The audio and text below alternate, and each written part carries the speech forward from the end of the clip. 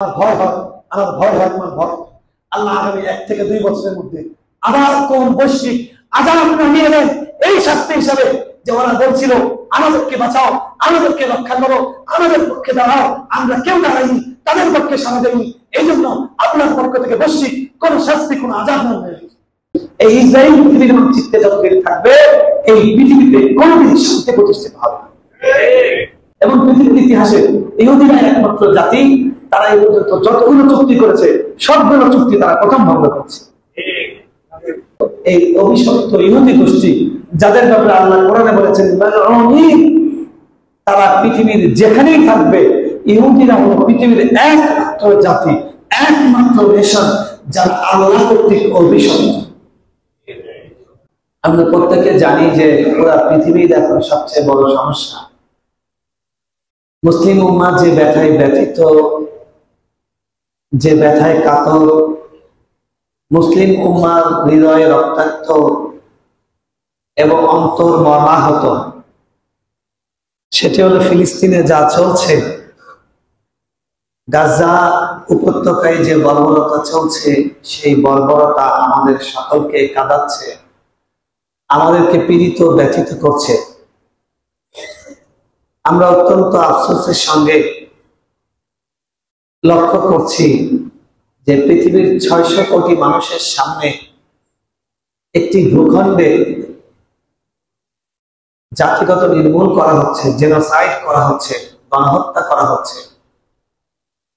পৃথিবীতে মানবতার কথা বলা, মানুষকে জঙ্গি অপবাদ দেওয়া, শিশু অধিকার, নারী অধিকার, সাংবাদিক অধিকার, এসব নিয়ে কথা বলার হাজার হাজার সংগঠন থাকা সত্ত্বেও,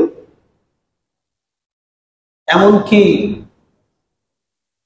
মুসলমানদের কাছে প্রায় 60টি দেশ থাকা সত্ত্বেও, এতগুলো দেশের সেনাবাহিনী থাকা সত্ত্বেও 200 কোটি মুসলমান আজকে চোখের সামনে একটি ভূখণ্ডকে পৃথিবীর মানচিত্র থেকে মুছে দেওয়া হচ্ছে।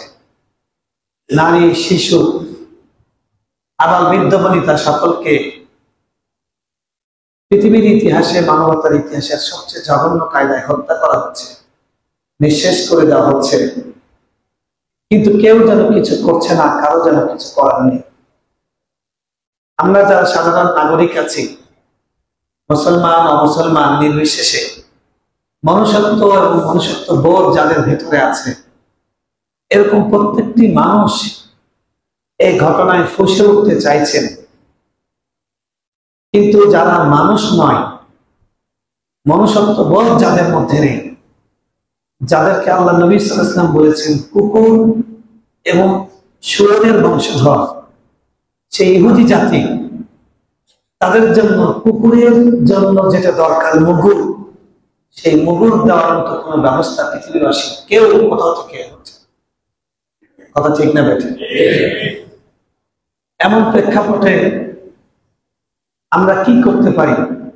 আমাদের করণীয় কি? এই প্রেক্ষাপট কেন তৈরি হলো? এই অবস্থায় ইসলাম আমাদেরকে কি বলে, সেটা নিয়ে আমরা সংক্ষিপ্ত কয়েকটি কথা বলার চেষ্টা করি।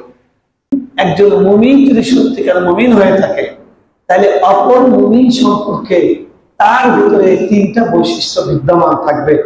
1 নাম্বার হলো অপর মুমিন সম্পর্কে তার ভিতরে ভালোবাসা থাকবে। কি থাকবে? ভালোবাসা। ভালোবাসা। 2 নাম্বার, অপর মুমিনের প্রতি তার দয়া থাকবে। কি থাকবে? দয়া থাকবে। 3 নাম্বার হলো স্নেহশীলতা, স্নেহশীলতা, কোমলতা। এই 3টি জিনিস যদি থাকে, যার ভিতরে আছে সেই লোকটা মুমিন।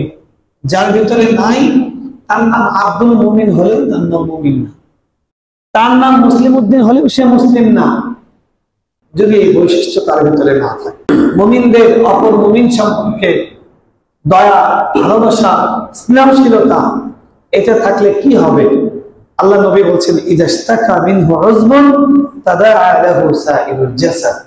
একটি দেহের মধ্যে কোনো একটা অঙ্গ যদি আক্রান্ত হয়, অসুস্থ হয়, তাহলে শুধু ওই দেহের ওই অংশটুকু নয়, বরং পুরা দেহ ওই ব্যথায় ব্যথিত হয়। কথা ঠিক না বেঠিক? আপনার চোখে একটা কি উঠেছে? ওই যে চোখ উঠে লাল রঙের, তাই না? চোখটা খচখচ করে, খচখচ করে, তারপর আইসলাম ওঠে উপরে, ফোড়া ওঠে। এখন এই যে চোখের যন্ত্রণা, চোখের ব্যথা, এটা কি শুধু চোখে অনুভব হয়, না পুরা দেহের মধ্যে একটা অশান্তি, অশান্ত ভাব তৈরি হয়ে যায়? হাত কখনো বলে না আমার চোখ তো অসুস্থ, আমি অসুস্থ নয়, আমার তাতে কি যায় আসে? মাথা কখনো বলে না যে চোখ তো অসুস্থ, আমি মাথা, আমার তাতে কি যায় আসে? পা তো বলে না যে এটা চোখের সমস্যা, এটা তো আমার সমস্যা নয়, আমার তাতে কি যায় আসে? কথা ঠিক না বেটি? কিন্তু আজকে পৃথিবীর মুসলিম দেশগুলো তারা এই কথা ভুলে গেছে। মুসলিম রাষ্ট্রপ্রধানগুলো তাদের ক্ষমতা, তাদের চেয়ার, তাদের মস্তক রক্ষার জন্য তারা আজকে সামরিক পদক্ষেপ নেওয়ার কথা ঘুণাক্ষরেও তারা মুখে আনছে না। অথচ এই অভিশপ্ত ইহুদি গোষ্ঠী, যাদের ব্যাপারে আল্লাহ কোরআনে বলেছেন তারা পৃথিবীর যেখানেই থাকবে, ইহুদিরা হলো পৃথিবীর একমাত্র জাতি, একমাত্র নেশন যারা আল্লাহ কর্তৃক অভিশপ্ত। কি জন্য? তারা হাজার হাজার নবীকে হত্যা করেছে। বাকারা যদি আপনারা স্টাডি করে দেখেন, দেখবেন নবীর সাথে কিরকম বাদলামি, কিরকম ইসলামী, কিরকম ধৃষ্টতা, কিরকম বেয়াদবি তারা একের পর এক করেছে। এই জন্য তারা অভিশপ্ত। এবং আল্লাহ নবী সাল্লাল্লাহু আলাইহি ওয়াসাল্লাম তাদেরকে জাজিরাতুল আরব থেকে উৎখাত করে দিয়েছেন, তাদেরকে মদিনা থেকে বের করে দিয়েছেন। যদিও তাদের সাথে শান্তি চুক্তি হয়েছিল, সেই চুক্তি তারা ভঙ্গ করেছে। এবং পৃথিবীর ইতিহাসে ইহুদিরা একমাত্র জাতি, তারা এই পর্যন্ত যতগুলো চুক্তি করেছে সবগুলো চুক্তি তারা প্রথম ভঙ্গ করেছে। এবং সর্বশেষ এই পাগলা ট্রাম্প আসার পরে যে চুক্তিটা হয়েছিল, সেই চুক্তিও তারা প্রথম লঙ্ঘন করেছে। এই জন্য ইহুদি জাতির জন্য তারা কুকুর, কুকুরের জন্য কোনো ভদ্র ব্যবহার, ভদ্র ভাষা, ভদ্র আচরণ কুকুরের জন্য যথেষ্ট নয়। কথা ঠিক না? কুকুরের জন্য দরকার হলো মুগুর, মুগুর লাঠি। কথা ঠিক না? এই পৃথিবীর বেশ বড়, পৃথিবীর একমাত্র জাতিসংঘ কর্তৃক ঘোষিত অবৈধ জাহাজ দখলদার বৈধ রাষ্ট্র ইসরায়েল। এই ইসরায়েল পৃথিবীর মানচিত্রে যতদিন থাকবে, এই পৃথিবীতে কোনদিন শান্তি প্রতিষ্ঠিত হবে না। তাই ইসরায়েলের জন্য কখনোই জাতিসংঘের অধিবেশন, ওআইসির আহ্বান আর মুসলিম রাষ্ট্রপ্রধানদের মৃদু প্রতিবাদ, না এটা ঠিক নয়, এটা করা উচিত, এটা মানবতা বিরোধী, এটা আইনের লঙ্ঘন, হ্যাঁ, এই সমস্ত ভদ্র ভাষায় কোনো কাজ হবে না। কথা ঠিক না? তাদের জন্য সেই ওষুধ দরকার যে ওষুধ দিয়েছিলেন সুলতান সালাহউদ্দিন আল আইয়ুবী রাহমাতুল্লাহ। তাদের জন্য সেই ওষুধ দরকার। এই জন্য প্রিয় ভাইরা, আজকে ফিলিস্তিনে যা হচ্ছে আমাদের চোখের সামনে হচ্ছে, আমরা সেটা দেখছি। একজন মুসলিম হিসেবে, একজন ইমানদার হিসেবে আমি যদি নিজেকে জিজ্ঞেস করি আমি আসলে মুমিন কিনা, আমি ফিলিস্তিন দিয়ে বুঝতে পারবো আমি মুমিন কিনা। ফিলিস্তিনি মায়ের, সন্তান হারা মায়ের কান্না দেখে যদি আমার চোখে পানি আসে, তাহলে আশা করা যায় ইমানের কিছু ছিটে ফোঁটা আমার হৃদয়ে আছে। ফিলিস্তিনের শিশুর কান্না যদি আমার ভেতরে কান্না তৈরি করে, আমার যদি দম বন্ধ হয়ে আসে, আমার যদি বাকরুদ্ধ হয়ে আসে, তাহলে আশা করা যায় আমার ভিতরে কিছু ইমান আছে। কিন্তু ফিলিস্তিন মরে যাচ্ছে, শেষ হয়ে যাচ্ছে, আমার কি সমস্যা? ফিলিস্তিনের ভিডিও দেখলে আস্তে করে পার হয়। ফিলিস্তিনের সংবাদে না সহ্য করতে পারি না, কিন্তু কোনো খবর হবে না, আস্তে চলে যাবে। ফিলিস্তিনের মিছিল হচ্ছে, আপনি রাস্তায় গিয়ে বলতেছেন যে ফিলিস্তিনের মিছিল হচ্ছে, রাস্তাটা একটু ছেড়ে দেবে, মানুষের ডিস্টার্ব করা ঠিক না। ফিলিস্তিন নিয়ে মার্চ ফর গাজা হচ্ছে, আপনি রাষ্ট্র থেকে আহ্বান করছেন বাংলাদেশে এখন বিনিয়োগের সম্মেলন চলছে। বাংলাদেশের ইনভেস্টর যারা, পৃথিবীর যারা অতিথি, তারা এসছেন, এখন আপনি ফিলিস্তিনের ইস্যুটা কিছুদিনের জন্য, এক সপ্তাহের জন্য বাদ রাখেন। এরকম যদি যারা বলবে, এরকম যদি আপনার অবস্থান হয়, তাহলে আপনি স্পষ্ট বুঝে নেন আপনি হলেন যে তিনটা দল আছে, তিনটা শিবির আছে, তিনটা কাফেলা আছে। একটা হলো মুমিনের কাফেলা, একটা হলো কাফেরের কাফেলা, আরেকটা হলো এই দুই দলের মাঝামাঝি। মুখ দিয়ে বলে মুমিন কিন্তু অন্তরে কাফের। আপনি হলেন সেই মুনাফিক। কথা ঠিক না ঠিক? রাসূল সাল্লাল্লাহু আলাইহি ওয়াসাল্লাম বলছেন, যখন একটি অঙ্গ আক্রান্ত হয় পুরা দেহ আক্রান্ত হয়, পুরা দেহ ব্যথা অনুভব করে। আল্লাহর নবীর ভাষায় তাদাআ লাহু সাইরুল জাসদি বিসসাহরি ওয়াল হুম্মা, তাও যদি সমস্যা হয় পুরা দেহের মধ্যে জ্বর আসে কি আসে না? সমস্যা এক জায়গায় হয়েছে কিন্তু জ্বর পুরা দেহের মধ্যে হয় নাকি জ্বর শুধু মাথায় হয়? জ্বর পুরা শরীরের মধ্যেই হয়। এজন্য একজন মুসলিম যদি পৃথিবীর কোথাও আক্রান্ত হয়, একটি দেশে একটি ভূখণ্ডে যদি মুসলমানের রক্ত ঝরে, তাহলে আপনার হৃদয়ে, আপনি পৃথিবীর যেখানে থাকেন না কেন, আপনার হৃদয়ের মধ্যে রক্তক্ষরণ তৈরি হতে হবে, আপনার হৃদয়ের মধ্যে ব্যথা অনুভব করতে হবে, আপনার চোখের পানি আসতে হবে, আপনার মুখ দিয়ে প্রতিবাদ আসতে হবে, আপনার ভিতরে ছটফটানি তৈরি হবে। আপনি খুঁজতে থাকবেন, আপনি খুঁজতে থাকবেন কিভাবে আপনি কিছু ভূমিকা রাখতে পারেন, কিভাবে আপনি তাদের পাশে দাঁড়াতে পারেন। হতে পারে সেটা মিছিলের মাধ্যমে, হতে পারে সেটা ফেসবুক স্ট্যাটাসের মাধ্যমে, হতে পারে সেটা পণ্য বৈঠক করার মাধ্যমে, হতে পারে সেটা কুনুতে নাজারাত করার মাধ্যমে, হতে পারে সেটা তার চুপ করে চোখের পানি দিয়ে তাদের জন্য। সুতরাং আজকে ফিলিস্তিনকে দেখে আমাদের অনেকের প্রশ্ন, আল্লাহ কি নাই? আল্লাহ কি নাই? আল্লাহ দয়ালু, আল্লাহ সাহায্য করেন, আল্লাহ মজলুম কি দেখেন? এই শিশুগুলো কত অভিজ্ঞতা দেহ দেখে আমরা সহ্য করতে পারি না, আল্লাহ কিভাবে সহ্য করেন? উত্তর হলো আল্লাহ আছেন, আল্লাহ তো তাদেরকে সরাসরি জান্নাতে নিচ্ছেন। কিন্তু আপনি যে ইমানের মধ্যে নাই, আপনি যে মুসলমান নাই, আপনি মুনাফিক হয়ে গেছেন, এটা আল্লাহ আমাদেরকে দেখিয়ে দিচ্ছেন ফিলিস্তিন দিয়ে। আরেকটি হাদিসে আল্লাহ নবী সাল্লাল্লাহু আলাইহি ওয়াসাল্লাম বলছেন, আল মুসলিমুনা কারাজুলিন ওয়াহিদ, মুসলমান হলো একটা মানুষের, one body, one nation, one body, one nation, one body. আমরা হলাম উম্মাতান ওয়াহিদা।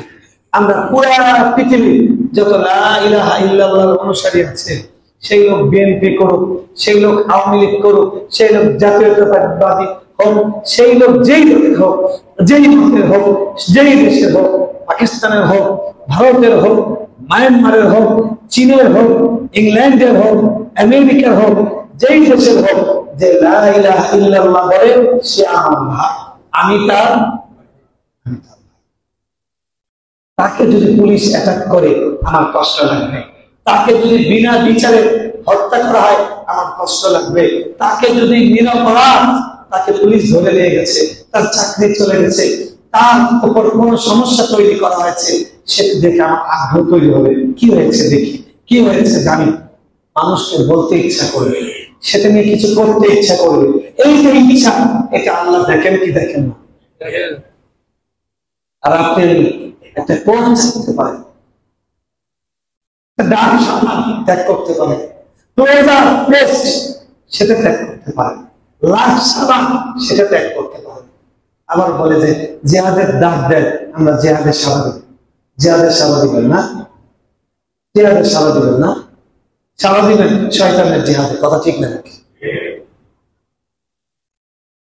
প্রিয় বন্ধু, আল্লাহ নবী সাল্লাল্লাহু আলাইহি ওয়াসাল্লাম বলছেন, পুরা পৃথিবীর সব মুসলমান একটা বডির মতো, ইস্তাকা আইনুহু ইস্তাকা কুল্লুহু। যদি একটা বডির চোখ ব্যথা হয় তাহলে ওই ব্যথা পুরা দেহ, ইস্তাকা রাসুহু ইস্তাকা কুল্লুহু। যদি তার মাথায় ব্যথা হয় পুরা দেহের মধ্যে সেই ব্যথা ছড়িয়ে পড়বে, পুরা দেহ সেই ব্যথায় ব্যথিত হবে। কথা ঠিক? কিন্তু আমরা যুগে যুগে দেখেছি, আমরা সময় সময় দেখেছি আমাদের রাজনৈতিক দলগুলো, তারা সব সময় আগে উম্মাহ নয়, আগে ইসলাম নয়, আগে দল চিন্তা করেছে। কথা ঠিক না?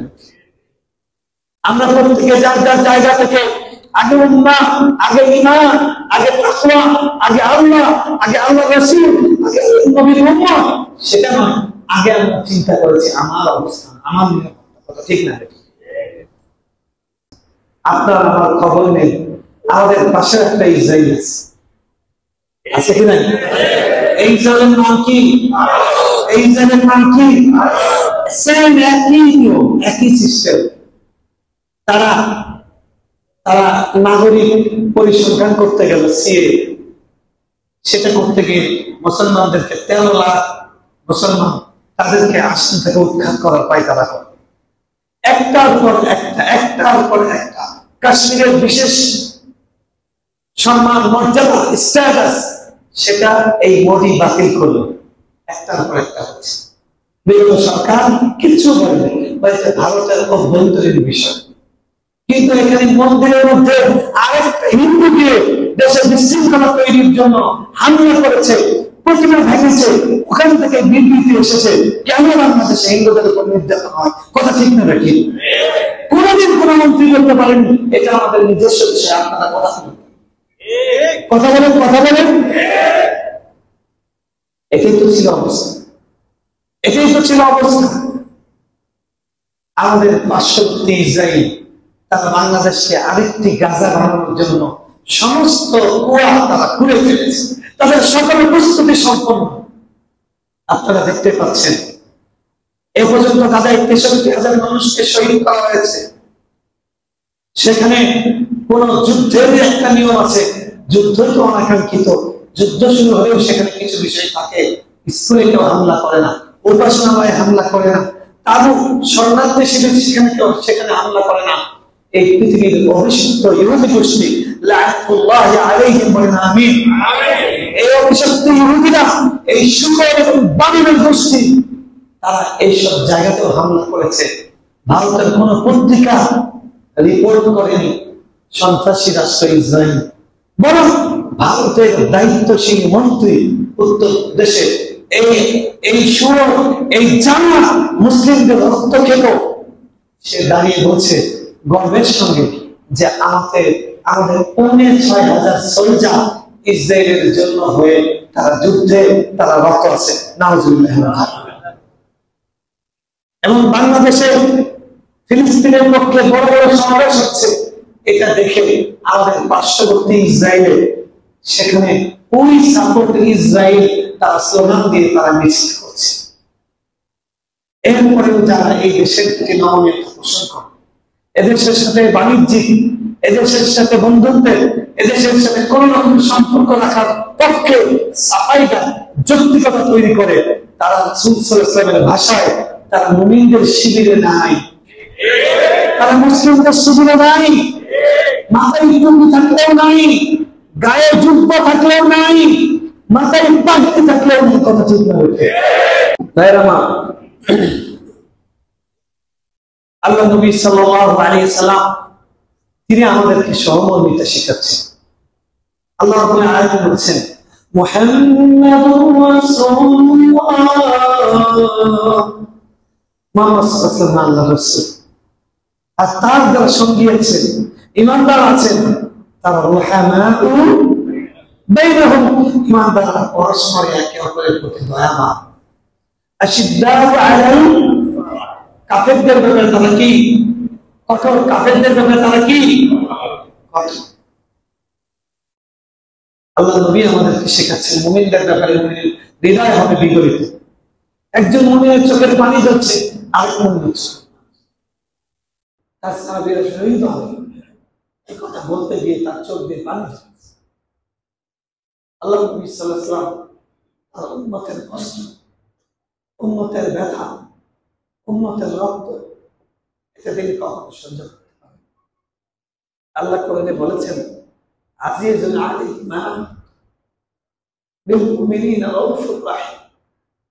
নবী তিনি তাদের মধ্যে থেকে এসেছেন, তাদেরকে কষ্ট দেয়, মুসলমানদেরকে কষ্ট দেয়, ঈমানদারদের কষ্টের কারণ হয়, এরকম কোন কিছু তিনি সহ্য করতে পারতেন।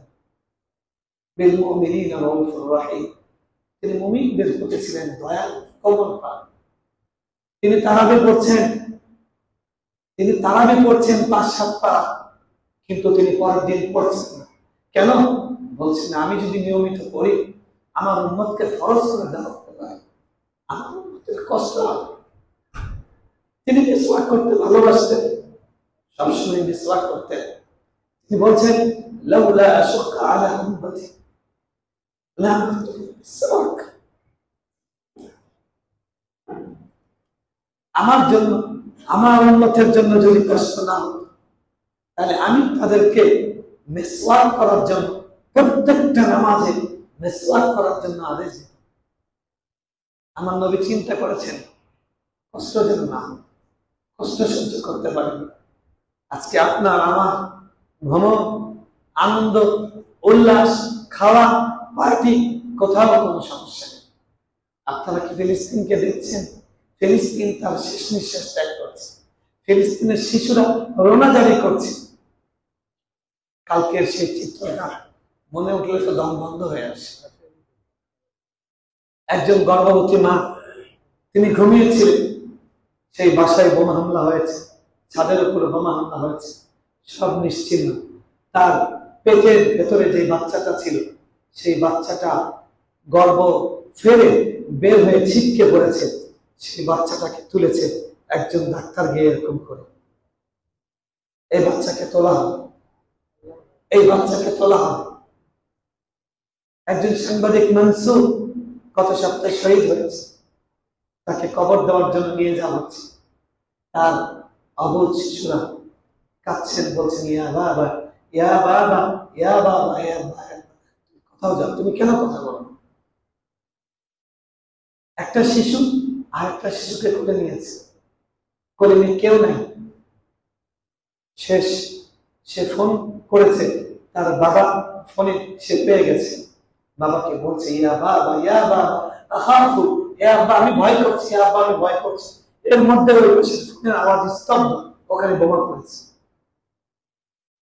আযান হচ্ছে, আল্লাহু আকবার বলেছে, আশহাদু আল্লাহ বলার সুযোগ পাইনি। মসজিদ শেষ, মিনার শেষ, মুয়াজ্জিন শেষ, খাড়ার উপরে শহীদ হয়ে গেছে। আপনার আমার দেখা হয় কি? আল্লাহ দেখছেন, আল্লাহ রেকর্ড করছেন, আল্লাহ রেকর্ড করছেন। আমাদের ঢোক গিলতে কষ্ট হয় কি? আমাদের ইফতার করতে কষ্ট হয় কিনা? আমাদের পানি খেতে কষ্ট হয় কিনা? আমাদের কোল্ড ড্রিঙ্ক গিলতে কষ্ট হয় কিনা? আপনি কোকা কোলা চাটতে পারেন না, আপনি ফান্টা মিরিন্ডা চাটতে পারেন না। আরে বাংলাদেশের দোকানে এখন কিভাবে কোকা কোলা থাকে? এই পেপসিকো কোম্পানির সবচেয়ে বড় ফ্যাক্টরি, সবচেয়ে বড় ইনভেস্ট ইসরায়েলে। এবং এই কোম্পানি প্রতিষ্ঠা হওয়ার পর থেকে আপনারা অনেকে বলেন কোকা কোলার সাথে এত কি লেগেছে? কারণ কোকা কোলা একমাত্র কোম্পানি যাদের জন্মের পর থেকে প্রতিশ্রুতিবদ্ধ তারা ইসরায়েলকে সাপোর্ট করবে এবং তাদের প্রত্যেকটা বোতলের পয়সা তাদেরকে দেওয়া হয়। ম্যাকডোনাল্ড, কেএফসি, তারা তাদের সৈন্যদেরকে খাবার পরিবেশন করে। এরপরে গুলশান, বনানী, উত্তরায় ম্যাকডোনাল্ড, কেএফসি থেকে মুসলমানের সন্তানরা খায়। আপনি মুসলমান, আপনাকে কেন বলতে হবে ওখানে যায় না? আপনার কি কোনো আত্মমর্যাদা নেই? আপনার ভিতর কি কোনো মনুষ্যত্ব নাই? আপনার বিবেক কি পরিপূর্ণ মরে গেছে? আপনাকে কেন বলতে হবে এটা করেন না? আপনি এটা মুখে নিন না। প্রিয় ভাই, কিয়ামতের দিন আমাদের সবাইকে জিজ্ঞেস করা হবে। নুরউদ্দিন জানকি রাহমাতুল্লাহি আলাইহি, যিনি সুলতান সালাহউদ্দিন আইয়ুবীর প্রধান সহযোগী ছিলেন, নুরউদ্দিন জানকি রাহমাতুল্লাহি আলাইহিকে জিজ্ঞেস করা হয়েছে আপনি কেমন আছেন? তিনি উত্তর দিয়েছেন ইন্নী লা আস্তাহি মিনাল্লাহ আন ইয়ারানি মুবতাসিমান ওয়াল মুসলিমুনা তুহাসিবুন।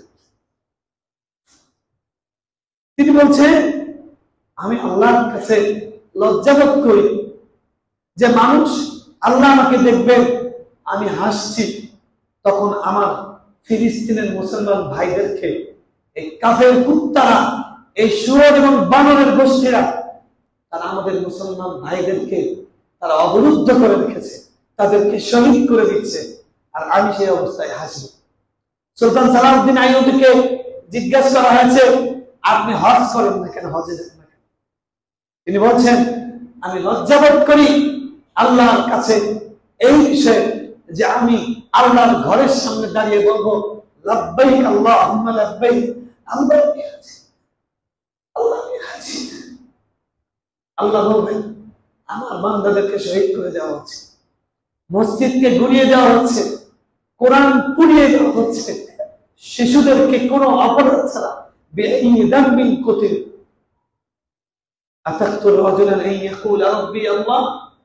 তোমরা কি শুধু মানুষকে এই জন্য হত্যা করবে সে বলে আমার রব হলো আল্লাহ, এছাড়া ফিলিস্তিনবাসীর কোনো অপরাধ নেই।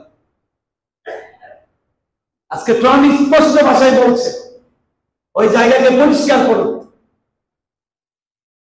এরপরে আমেরিকা বলতে লজ্জা হয়, আমেরিকার ভিসার জন্য লাইন ধরে, আমেরিকায় থাকেন এই জন্য গর্ব করে।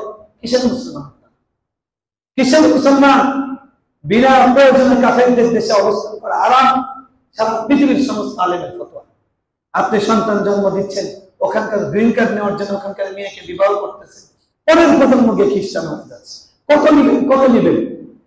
ইউরোপের মুসলমান যারা আছে তাদেরকে জিজ্ঞেস করে দেখেন এরকম মুসলমানকে চেনে কিনা, যারা বাংলাদেশ থেকে গিয়েছে 50 বছর আগে, এখন তারা নামাজ পড়ে না, তারা কালেমা পড়ে না, এরকম মুসলমানের অভাব আছে কিনা বলেন? এরকম মুসলমান নাই?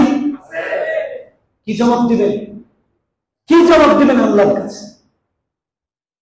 আমেরিকা স্যাংশন দিলে এই ভয়ে আমাদের রাজনৈতিক নেতারা কেঁপে তাদের ঘুম হারাম হয়ে যায়, অজু ছুটে যায়। আমেরিকার স্যাংশনকে ভয় করে, আল্লাহর স্যাংশনকে তারা ভয় পায় না। কথা ঠিক না? আল্লাহ নবী সাল্লাল্লাহু আলাইহি ওয়াসাল্লাম বলেছেন আল মুসলিমুন লা ইউমিনু আহাদুকুম হাত্তা ইউহিব্বা লিআখিহি মা ইউহিব্বা লিনাফসিহি। নিজের জন্য যেটা সে চায় অন্য মুসলমান সম্পর্কে তাই চাইতে হবে। যদি তা না করে সে তো মুসলিম না, সে আদম সমানিত মুসলমান।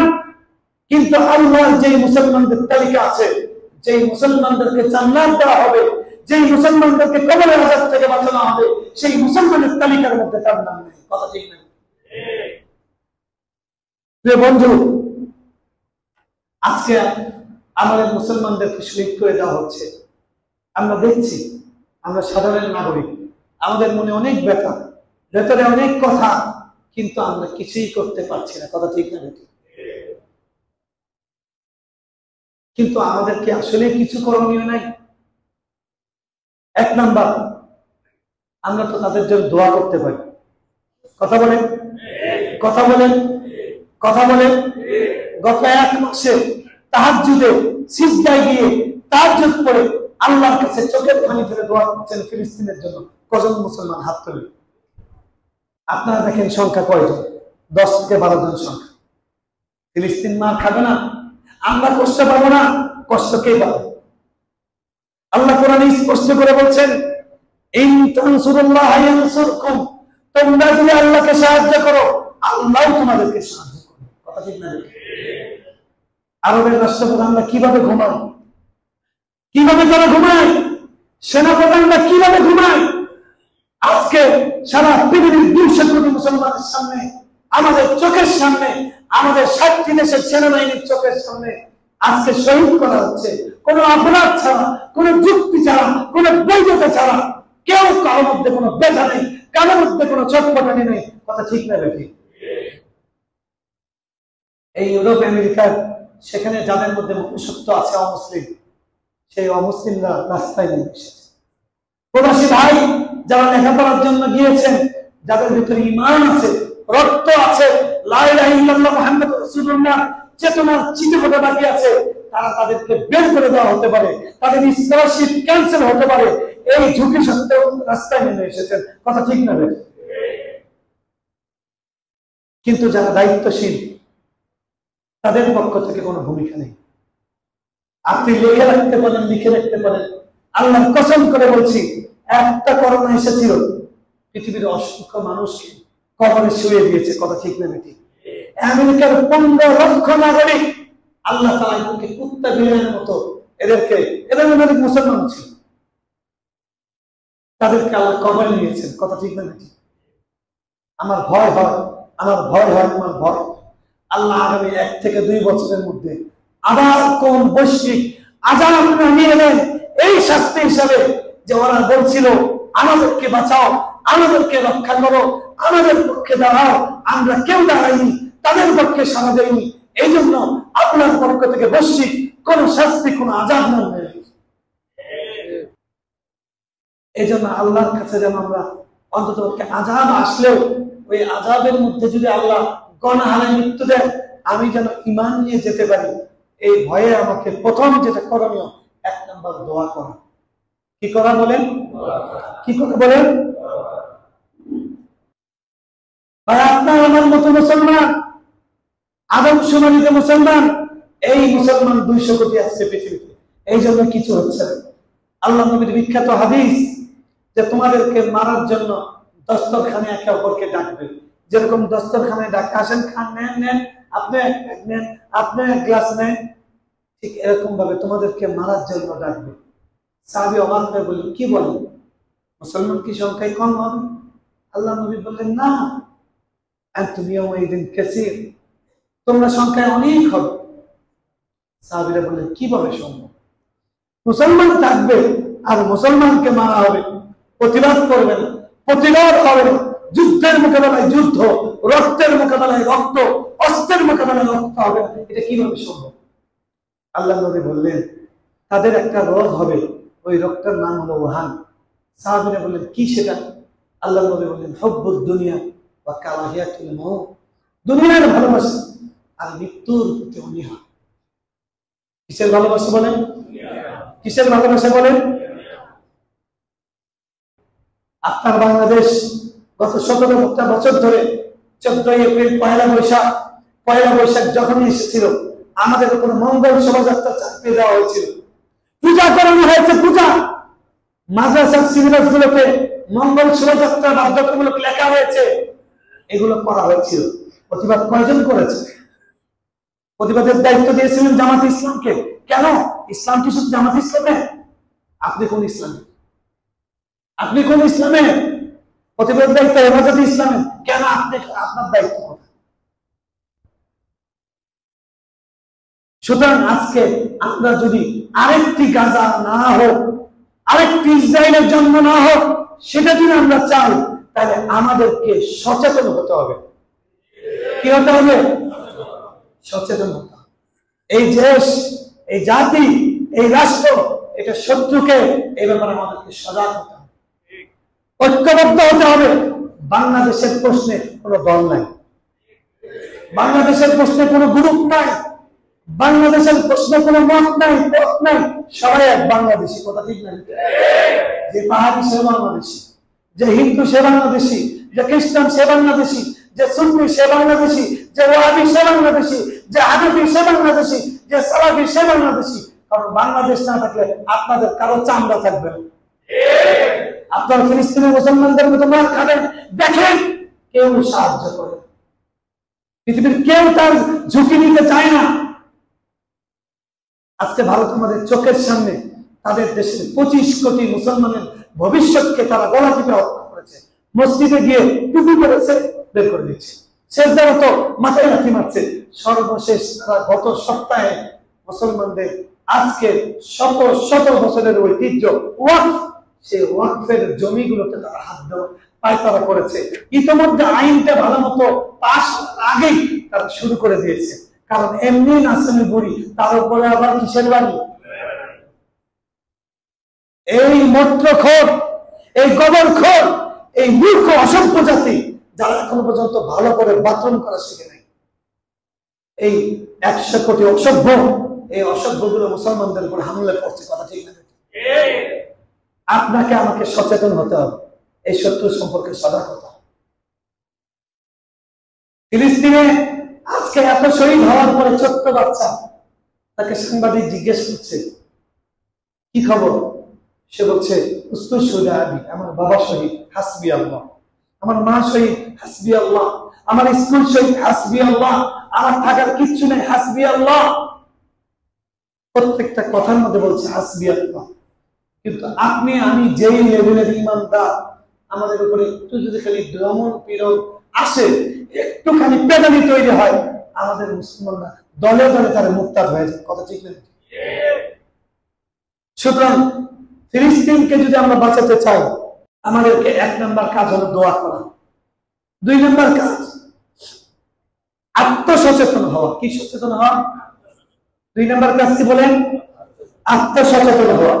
পৃথিবীর কোথায় কোন মুসলমানের কি হচ্ছে, কোথায় ভালো খবর, কোথায় খারাপ খবর, কোথায় বিজয়ী হচ্ছে, কোথায় তারা পরাজিত হচ্ছে, কোথায় তাদেরকে মারা হচ্ছে, কোথায় তাদেরকে শহীদ করা হচ্ছে, এগুলো খোঁজ খবর রাখবো, এগুলো আলোচনায় রাখবো, এগুলো আলোচনার টেবিলে রাখবো। এখানে কি ভূমিকা রাখা যায় একটু নিজের ব্রেনটাকে, বিবেকটাকে খাটানো করা ঠিক না। আত্ম সচেতন হওয়ার অংশ হিসেবে আমরা আমাদের দেশের নিরাপত্তা নিয়ে আমরা প্রত্যেকে সিরিয়াস হব। সিরিয়াস হওয়ার অর্থ কি? আমাদের যত ইসলামী প্রতিষ্ঠান আছে এই প্রতিষ্ঠানগুলোকে বাঁচাতে হবে, মসজিদগুলোকে বাঁচাতে হবে, মাদ্রাসাগুলোকে বাঁচাতে হবে। আপনারা কি শোনেন নাই তুরস্কের এরদোগান তিনি কবিতা বলেছেন এবং সেই গানটি বলার কারণে তার আগে একজন প্রধানমন্ত্রীকে শহীদ করা হয়েছিল। তিনি বলেছিলেন আমাদের মসজিদের এই মিনারগুলো হলো আমাদের জন্য কামান। আমাদের মসজিদের মিনারগুলো কি? আপনি যদি আপনার দেশকে বাঁচাতে চান, আরেকটা ফিলিস্তিন না চান, আরেকটা গাজার ভূখণ্ড না চান, আপনার আমার প্রত্যেকের মহল্লার মসজিদগুলোকে আবাদ করতে হবে। কথা বলেন, মসজিদের মহল্লার মসজিদগুলোকে আবাদ করার উপায় কি? এসি লাগানো না ফ্যান লাগানো? কথা বলেন, কথা বলেন। মসজিদে আসতে হবে, মসজিদে 5 ওয়াক্ত আসতে হবে, হাজির হতে হবে, মসজিদের সাথে সম্পর্ক তৈরি করতে হবে যেভাবে করা যায়। নামাজের মাধ্যমে সম্পর্ক, মসজিদে আসা যাওয়ার মাধ্যমে সম্পর্কে, মসজিদের স্টাফদের সাথে সম্পর্ক। আমাদের যে শক্তির কেন্দ্র, আমাদের শক্তির উৎস, আমাদের মাদ্রাসাগুলোকে বাঁচাতে হবে, ইসলামী প্রতিষ্ঠানগুলোকে বাঁচাতে হবে, ইসলামের পক্ষে যারা কাজ করে তাদের পাশে গিয়ে দাঁড়াতে হবে। কোনোভাবেই যে সমস্ত পণ্য আমরা বর্জন করব তাদের কোনো কারখানায়, তাদের কোনো শোরুমে কখনো আমরা হামলা করব না। হামলা কেন করব না? কারণ হামলা করলে এটা হিতে বিপরীত হবে। কি হবে? হিতে বিপরীত বুঝছেন, বোঝেন তো? আপনি চাইলেন ভালো করতে কিন্তু হলো উল্টা। কারণ এটা দিয়ে, কারণ পুরা পৃথিবীর মিডিয়ার কন্ট্রোল হলো এই ইহুদিদের হাতে। তাদের হাতে তারা চায় কিছু পিচ্ছা। এই দেখেন গত সোমবার পুরা বাংলাদেশে ফিলিস্তিনের সাথে সংহতি জানিয়ে এত বিশাল সমাবেশ হলো, আমরাও করেছি, আমরাও গিয়েছি, কিন্তু সমাবেশ শেষে কোনো খবর নেই। ওই বাটার কেউ সেটা গিয়ে হামলা করছে, এটাই খবর। কথা ঠিক নেবে ঠিক? এজন্য আমরা সচেতন থাকবো, অপরকে সচেতন করব, চোখ কান খোলা রাখবো। প্রত্যেকে আমরা চেষ্টা করব যে যার মাল, কারোর কোথাও জানমালের উপর যেন কোনো আঘাত না হয়। আমরা জাস্ট পৃথিবীবাসীকে একটা আওয়াজ দিতে চাই যে জাতি কিন্তু আসলে জেগে উঠছে। একদিন আসবে যেদিন বর্ডার আর কেউ মানবে না, যেদিন বর্ডার গুলো চুরমার করে দিবে, যেদিন বর্ডার চুরমার হবে সেদিন জোয়ারের বাঁধের মতো সব পাক ভাঙা জোয়ার ইসরায়েলে গিয়ে ইসরায়েলকে পৃথিবীর মানচিত্র থেকে নিঃশেষ করে দেবে। আজকের শিশু যাদেরকে হত্যা করা হচ্ছে তাদের প্রত্যেকটা রক্তের ফোঁটার বদলা ইনশাআল্লাহ নেওয়া হবে। আল্লাহ নবী বলেছেন কিয়ামতের আগে যখন তাদের উপরে অভিশাপ নেমে আসবে তখন পাথরের আড়ালে গিয়ে তারা লুকাবে। পাথর বলবে হে আব্দুল্লাহ, হে আল্লাহর বান্দা এখানে আসো। হ্যাঁ ইহুদি খালফি, আমার আড়ালে ইহুদি এসে লুকিয়েছে। উক্তুলু, একে হত্যা করে একে কচুতে থাকুন। কিন্তু কথা হলো ভাই, আবারও সেই পয়েন্টে আসছে, আপনি আমি সেটার জন্য উপযুক্ত কিনা? যে লোক ফজরের সময় উঠতে পারে না, যে লোক হারাম থেকে বিরত থাকতে পারে না, যে ব্যক্তি জুলুম থেকে বিরত থাকতে পারে না, অন্যায়কে অন্যায়ভাবে বোঝার পরেও যে ব্যক্তি সুদ, ঘুষ, জেনা, ব্যভিচার এগুলো থেকে যে নিজেকে নিবৃত্ত করতে পারে না, সে কিসের অন্যের বিরুদ্ধে জিহাদ করবে? সে তো নিজের নফসের বিরুদ্ধে জিহাদেই ফেল। কথা ঠিক না ঠিক? ভাইয়ের আমার, 3 নম্বর কথা হলো আমরা সত্যি টের পাচ্ছি না, যারা সচেতন তারা টের পেয়েছেন যে আজকে 63,000 মানুষকে শহীদ করা হচ্ছে। এটা নিয়ে কেউ ইসরায়েলকে জঙ্গি বলবে, কিন্তু বাংলাদেশে কালো পতাকা নিয়ে মিছিল হয়েছে, সেটা নিয়ে নিউ ইয়র্ক টাইমস রিপোর্ট করেছে যে বাংলাদেশে নতুন জঙ্গিবাদের উত্থান। ঠিক না ঠিক? রিপোর্ট করেছে। দেখেন আমেরিকার প্রায় 1700+ থিঙ্ক ট্যাঙ্ক আছে, যারা এগুলো নিউজ বানায়, মানুষের ভিতরে কিভাবে প্রচার করবে, ইসলাম মুসলমানের বিরুদ্ধে কিভাবে ব্লেম দেবে, এটার জন্য পলিসি মেক করে, বুদ্ধি ক্রিয়েট করে এবং নানান রকমের বুদ্ধি সরবরাহ করে।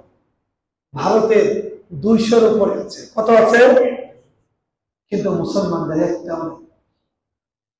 মুসলমানদের আছে ফতোয়া দেওয়ার জন্য, কারিমান আছে, কারিমান আছে, কারিমান আমার শিয়া সুন্নি এটা নিয়ে বলার জন্য আছে। কত ঠিক না দেখি?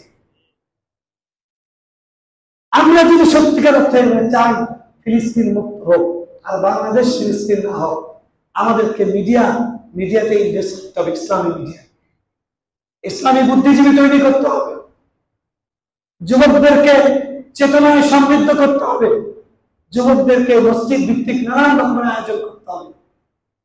আপনি ব্যাংকের মধ্যে টাকা জমান, আপনার ব্যাংক ইহুদিদের, আপনার অর্থনীতি ইহুদিদের, আপনার মিডিয়া ইহুদিদের। আজকে বাংলাদেশ স্বাধীন হয়েছে, হাসিনা এবং তার দোষররা বিদায় নিয়েছে, ভারতের গোলামরা পালিয়ে গেছে কিংবা আত্মগোপনে আছে, দিগন্ত কি চালু হয় না কেন? টাকা নেই, টাকা নেই। ইসলামের টিভি চালু হয় না কেন? টাকা লাগবে, টাকা কি লাগবে বলেন? প্রস্তুত থাকেন, গাঁজা হচ্ছে, আপনার নাতিরা কাঁদবে, আপনার পরপুরুষ কাঁদবে। আপনি আমি যেরকম আত্মবিকৃত চেতনাহীন মুসলমান হয়ে গেছি, আপনার আমার জন্য বিপদ অপেক্ষা করছে। এজন্য ভাই সবাইকে অনুরোধ করে বলছি, চেতনা জাগ্রত হন, চেতনা সমৃদ্ধ হন, জেগে ওঠেন, আপনার যুবকদেরকে সুস্থ রাখেন, তরুণদেরকে সুস্থ রাখেন, তাদেরকে জিম করান, তাদেরকে ট্রেনিং করান, তাদেরকে কুংফু কারাতে শেখান, যুবকরা যেন সুস্থ থাকে, তাদের ভেতর চেতনা দেন যে কোনো মুহূর্তে যুদ্ধ হবে। আমরা বাংলাদেশের প্রধান উপদেষ্টার কাছে অনুরোধ করি, আপনি বাংলাদেশের জনগণকে সামরিক ট্রেনিং দেন, যুবকদেরকে সামরিক ট্রেনিং দেন। এবং যে সমস্ত মিডিয়া এখনো পর্যন্ত দোষকদের দালালি করে, ইহুদিবাদীদের দালালি করে এবং ব্রাহ্মণ্যবাদী হিন্দুত্ববাদীদের পক্ষে নিউজ করে, এই সমস্ত মিডিয়ার বিরুদ্ধে অ্যাকশন নেন। আপনাকে আমাকে সচেতন হতে হবে। দেখেন, ফেসবুক আমরা সবাই ব্যবহার করি, এটা যদি বয়কট করা যেত ভালো হতো, বিকল্প আমরা কিছু দাঁড় করাতে পারিনি। কারণ আমাদের সব বুদ্ধি হলো একজন আরেকজনকে ফতোয়া দিয়ে শেষ করেছি, একজনের আরেকজনকে ফতোয়া দিয়ে শেষ করেছি। এই ফেসবুকে বাংলাদেশ থেকে প্রতি বছর কয়েকশো কোটি টাকা তারা আয় করে। কিভাবে? আপনার কোম্পানির পণ্যকে প্রমোট করার জন্য আপনি সেখানে বিজ্ঞাপন দেন। এজন্য আপনাদের প্রতি উদারতা আহ্বান, পুরা জাতিকে সচেতন হতে হবে। ফেসবুকের অ্যাড দেখে যে পণ্য আমি চিনি এটা আমি কিনবো, আমাকে এমনি অ্যাড দেন, টিভিতে দেন, পত্রিকায় দেন, আমাদের দেশের টাকাটা থাকবে। ফিলিস্তিন আপনি যে ফেসবুককে দিচ্ছেন, ওই অ্যাডের টাকাটা কোথায় যাচ্ছে? মার্ক জুকারবার্গের কাছে যাচ্ছে। আজকে আমাদের ইফতিহার নামের বোন, মরক্কোর বোন, তিনি দেখিয়ে দিয়েছেন মাইক্রোসফট কোম্পানি তারা স্পষ্টভাবে প্রযুক্তি দিয়ে ইসরায়েলি সৈন্যদেরকে সাহায্য করছে। তিনি তার 13 লাখ টাকার চাকরি, প্রতি মাসে 13 লাখ টাকার বেতন পেতেন, সেই চাকরিকে তিনি কুরবানি করেছেন। আপনি আমি একবেলা ঘুম কুরবানি করতে পারি না, একবেলা খাবার কুরবানি করতে পারি না, একটু সামান্য ত্যাগ স্বীকার করতে পারি না। আপনাদেরকে বলি, যদি আগামীকালকে সবাইকে নামাজ শেখাবো, দেখা যাবে এখান থেকে 4 ভাগের 1 ভাগ আসে, 1% লোক আসবে 10 ভাগের মধ্যে। সুতরাং প্রিয় বন্ধু, আপনাকে আমাকে সচেতন হতে হবে, আপনাকে আমাকে অ্যাওয়ার্ড হতে হবে যে আপনি আমি আমরা শুধু ফিলিস্তিন ধ্বংস হয়ে যাচ্ছে সেটা নয়, আমাদের চোখের সামনে আমরাও ফিলিস্তিন হতে যাচ্ছি। ফিলিস্তিনে যারা জুলুম করছে তাদের বিরুদ্ধে আমাদের যখন যা কর্মসূচি আসবে আলেমদের পক্ষ থেকে, প্রত্যেকটা কর্মসূচিতে সর্বাত্মকভাবে আমরা হাজির থাকবো তো ইনশাআল্লাহ। 3 নম্বর, আমরা ভালো মুসলমান হওয়ার চেষ্টা করব। কি করব? 4 নম্বর, আমাদের তরুণ যুবক যারা তাদেরকে স্বাস্থ্য সচেতন করব। কি সচেতন বলেন? কি সচেতন বলেন? আপনাদের পাড়া মহল্লার ক্লাব আছে, জুয়ার ক্লাব, নেশা করার ক্লাব বানান, পাতা গাছ বানান। আমি যদি বলি যে আমাকে একটা ফ্ল্যাট দেন, এই মহল্লা থেকে কেউ একটা বাসা দেন, একটা ক্লাস দেন, পাঠাগার বানাবো, বই বানাবো, ওখানে প্রতি সপ্তাহে যুবকদেরকে নিয়ে বসবো, কর্মশালা করবো, বই পড়বো। কেন অর্জন করবো? তোমাদেরকে স্টিভ জবস হতে হবে, তোমাদেরকে মাইক্রোসফটের বিপরীতে দেখতে বানাতে হবে, তোমাদেরকে ফেসবুকের বিপরীতে দেখতে বানাতে হবে, নাহলে কাফেরদের চক্কর থেকে আমরা বেরোতে। আপনি বলবেন কেলাব বানাচ্ছে হুজুর, খায়া যায় কাম নেই, হুজুর কেলাব বানাচ্ছে, কথা ঠিক না ঠিক? কিন্তু আপনি বুঝতেছেন না, আপনি চরমের মধ্যে হারিয়ে যাচ্ছে। এই জন্য আমাদের যুবকদেরকে আমরা গড়ার চেষ্টা করবো, সচেতন করার চেষ্টা করবো।